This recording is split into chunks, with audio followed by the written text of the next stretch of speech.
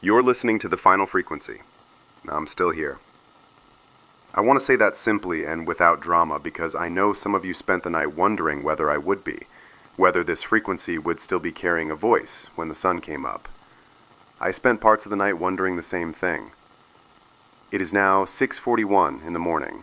I have been awake for, I'm counting back, approximately 26 hours. The coffee situation remains dire. The heating is still off. I am still in my coat.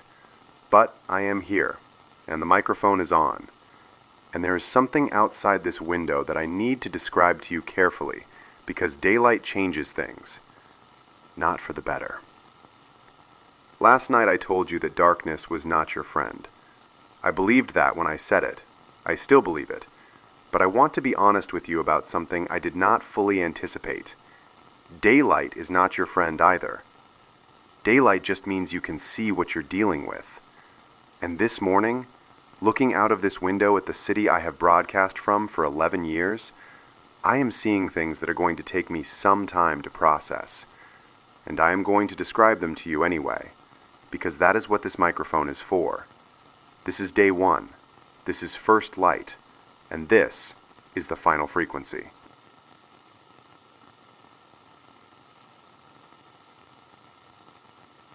Let me take you back through the night first, because things happened between my last transmission and now that you need to know about.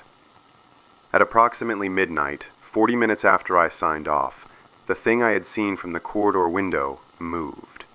I had been watching it intermittently while I stayed on air, and after I finished broadcasting, I went back to the corridor and stood there in the dark, watching it for nearly 20 minutes. It was standing in the middle of the street, directly below this building, completely still. I had described it as not moving the way things should move, and that description still stands. There was something wrong with its posture, something wrong with the angle of its head. It was facing the building, had been facing it since I first noticed it, and it was not doing anything except existing in the street in a way that felt deliberate. At 12:17, it turned and walked away, not ran. Walked, at a pace that was almost normal. It moved south along the street and disappeared around the corner, and I did not see it again. I stayed in the corridor for another 30 minutes, watching. Nothing came to replace it. The street was empty, completely empty, in a way that streets in cities simply are not. Even at midnight, even on a quiet night, there is always something. A car, a light in a window, a person walking home. Nothing. I went back to the studio at 12:50, and I sat in the chair and I tried to sleep. I did not sleep. What I did instead was listen. To the building, to the street, to the particular quality of silence that had settled over this city like a held breath. At 2:38, I heard something in the stairwell of this building. Not footsteps exactly, more like a weight shifting, a pressure against the door at the bottom of the stairs. I had barricaded that door with the filing cabinet from the office next door. The pressure lasted approximately 4 minutes, and then stopped. I did not open the door. Between 3 and 5 in the morning, I heard helicopters. Military, I believe. The sound was different from the civilian aircraft I'm used to hearing. 3 distinct passes over the city center. No lights visible from the window. Just sound in the dark above the city. And then at 5:14, the sun began to come up. I have never been so grateful for dawn in my life, and I have never been so unprepared for what it would show me.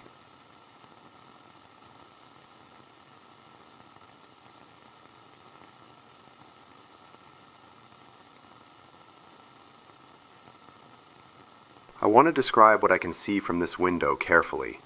I'm going to be precise because precision matters more than drama right now. The street directly below the building is empty. No vehicles moving. 3 cars I can see are stopped at irregular angles. Not parked, stopped. One has a door open on the driver's side. No sign of the driver. Further along the street, there are approximately 11 figures I can see from this window, spread across a stretch of maybe 300 meters. They are not together. They are not moving as a group. They are simply present, In doorways, on pavements, in the middle of the road. Some are standing. 2 appear to be sitting. 1 is moving slowly along the far pavement. They are all oriented in roughly the same direction, east. I don't know what that means. I have been watching them for 40 minutes, and the ones who are stationary have not changed position. They are just there, facing east, like they are waiting for something, or following something I cannot see. The buildings opposite this one, offices, a small hotel, a pharmacy, show signs of what happened overnight. Several windows are broken on the lower floors. The pharmacy has its front door hanging open. I cannot see inside it from this angle. There are no people moving normally on the street. No one walking to work, no one running, no early morning joggers, no delivery vehicles. What I can see of the sky from this window, and it is limited, we are surrounded by taller buildings, suggests the city is not entirely dark. There is a glow in the northeast that could be fire. It is too consistent and too orange to be sunrise. It has not changed in the 40 minutes I have been watching it. Something to the northeast is burning. I don't know what. I have no way of knowing what. And that, the not knowing, is its own particular kind of weight this morning. Last night ignorance felt almost protective. This morning it just feels like a gap where information should be. I tried the internet at 5:30. Patchy. Some news sites loading, most not. The ones that loaded had not updated since yesterday evening. The social media platforms that were still accessible showed a mixture of desperate posts from people still connected and vast stretches of silence where active users used to be. I tried calling emergency services at 5:45. The line rang for 4 minutes and 20 seconds. Nobody answered.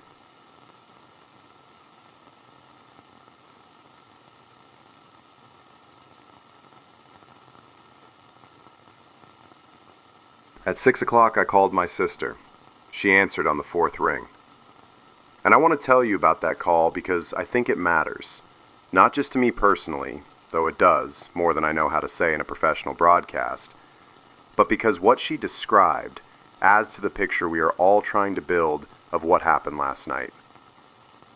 She was in her kitchen. She had been up since 4. She said she couldn't sleep after her lights out in the dark with the dogs and the radio. Said she had been lying there in the dark, listening to the sounds outside her building, and that somewhere around 3 in the morning, the dogs had settled. I asked her what the street looked like this morning. She went to the window while we were on the phone. She described what she saw. 3 figures on the opposite pavement, standing still. She said they had been there when she woke up at 4, and they had not moved in 2 hours. I asked if her building had a secure entrance. She said yes, locked from outside. She had wedged something against the door of her flat as well. I asked her if she was okay, and she said, and I'm going to quote her exactly because this is the most honest answer I have heard in the last 12 hours. She said, I'm scared and I'm tired, and the dogs need walking and I can't take them out. But I'm okay. I'm not okay, but I'm here okay.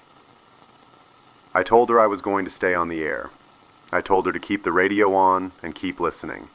I told her I would call again in a few hours. She said, be careful. Same 2 words, again. I think about those 2 words a lot this morning. How they have become the only meaningful thing people seem to know how to say to each other right now. How they contain everything that longer sentences can't hold. The acknowledgement of danger. The expression of care, the inability to do anything more than wish for safety in a situation where safety is not something anyone can guarantee. Be careful. I am trying.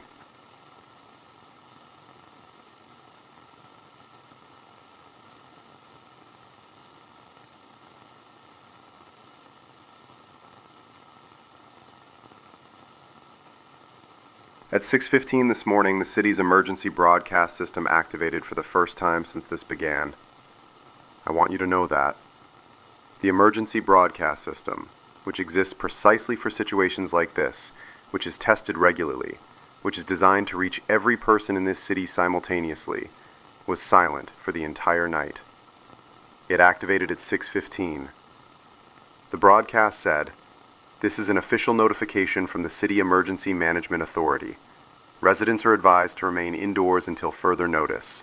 Essential services are operational and emergency response is ongoing. Do not attempt to travel unless directed by official personnel. Further guidance will be issued at scheduled intervals. This message will repeat. That was it. 47 words. After a night in which this city experienced something that none of us have language for yet. 47 words on the emergency broadcast system telling us to stay inside. No information about what is happening. No guidance on what to do if you are with someone who is affected.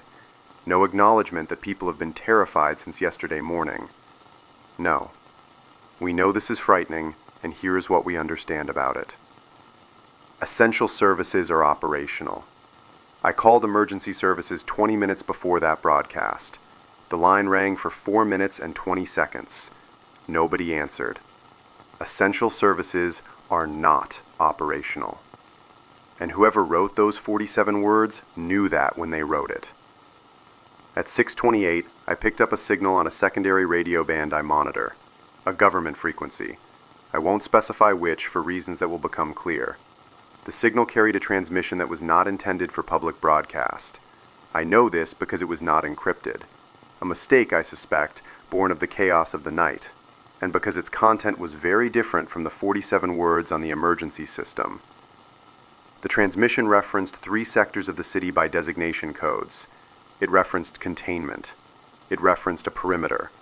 And it referenced a number, a figure, that I'm going to share with you because I believe you have a right to it, even though I have spent 20 minutes debating whether to say it on air. The number was referenced as an estimate, an early estimate, the transmission acknowledged, subject to significant revision. The number was 42%. 42%. I don't know 42% of what. The transmission did not specify, but it was given in the context of the affected sectors and the word containment, and I want you to hold it alongside everything else and make of it what your gut tells you to make of it. My gut has been telling me things all night that my professional training keeps asking me to verify. This morning, my gut and my training have reached an agreement. This is not being contained.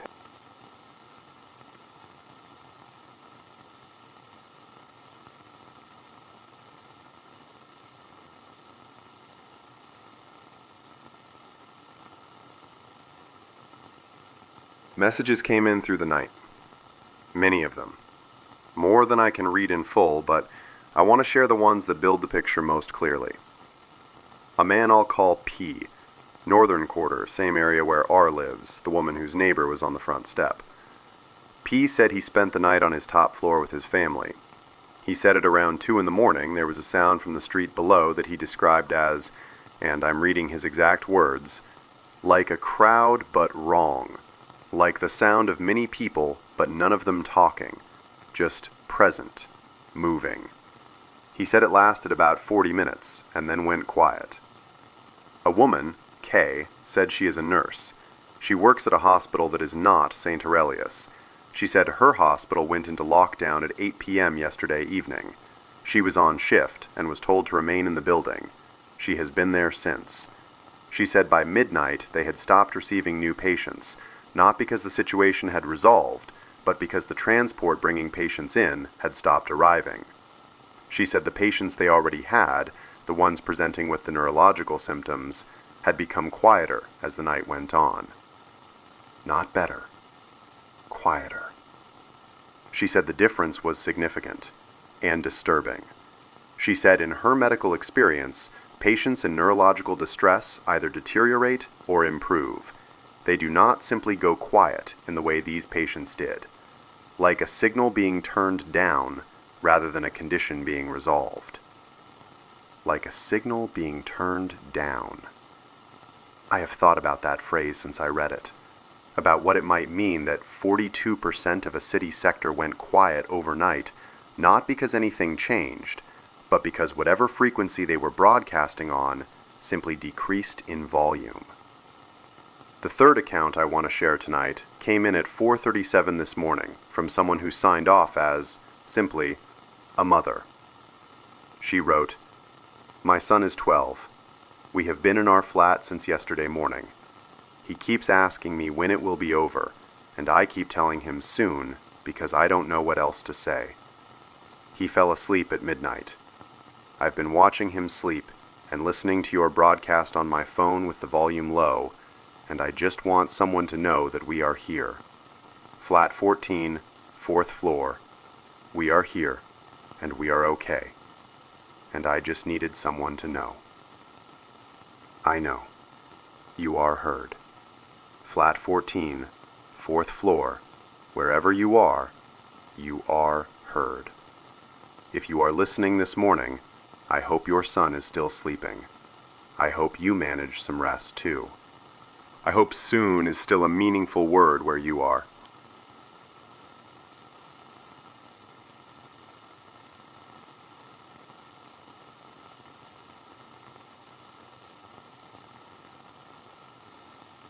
At 6:04 this morning, something happened that I did not anticipate and that I have been deciding how to share with you ever since.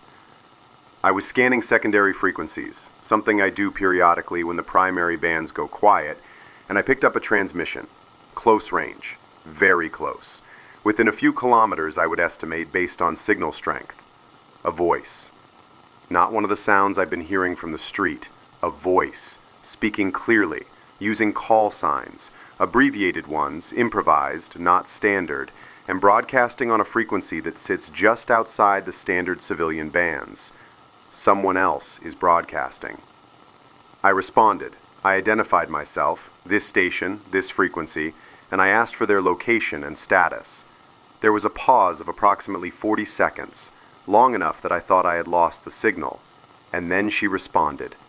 Female voice, young, mid-20s I would estimate, calm in a way that didn't sound like the calm of someone unaffected. It sounded like the calm of someone with training, medical, military, emergency services. I couldn't tell which, but the kind of calm that is a professional tool rather than a natural state. She said she could hear my broadcasts. She had been listening since last night. She said she was approximately 3 kilometers from this building. She gave a rough bearing that I have not shared publicly and will not share publicly for reasons of her safety. She said she was not alone. I asked how many. She said 11. A mixed group, some known to each other before last night, some not. She said 2 of them had medical training. I asked how they had come together. She said, we found each other because we were all running from the same thing in the same direction, and at some point, running together seemed better than running alone. We spoke for approximately 12 minutes. I am not going to share everything she told me on air. Not yet. Not until I have had more time with it and can verify what I can verify. But I will tell you this. She has seen more of the city since last night than I have from this window.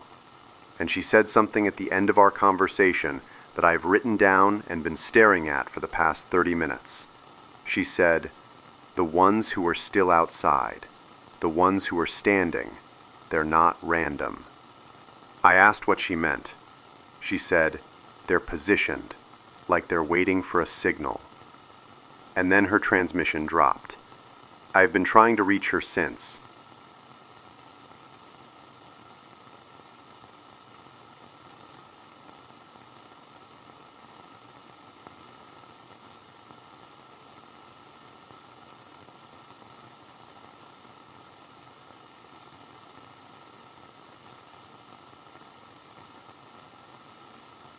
It is now 6:59 in the morning. The sun is fully up. The city outside this window is bathed in the kind of clean, early light that in any other circumstances would be beautiful. The kind of morning light that makes cities look like they were worth building. It does not look like that this morning. Here is what I know as of 7 a.m. on day 1. The city is quieter than a city should be. The affected individuals, and their number is unknown to me, though a figure of 42% of at least one sector was referenced in an intercepted transmission, appear to have entered a reduced state overnight. Not resolved, reduced. The official response is 47 words on an emergency broadcast and silence everywhere else. Emergency services are not answering. Someone to the northeast is burning. Military aircraft passed over twice more between 5 and 6 a.m. And somewhere 3 kilometers from this building, 11 people are together. One of them thinks the ones outside are positioned, waiting for a signal. I don't know what signal. I don't know from where. I don't know what it means that a group of people who have lost whatever made them people are apparently capable of something as deliberate as positioning. But I am going to stay on this frequency, and I am going to keep scanning for her transmission. And when I reach her again, I am going to ask her everything I didn't have time to ask this morning. For those of you who have been listening through the night, for those of you who fell asleep to my voice and woke up still inside and still safe, well done.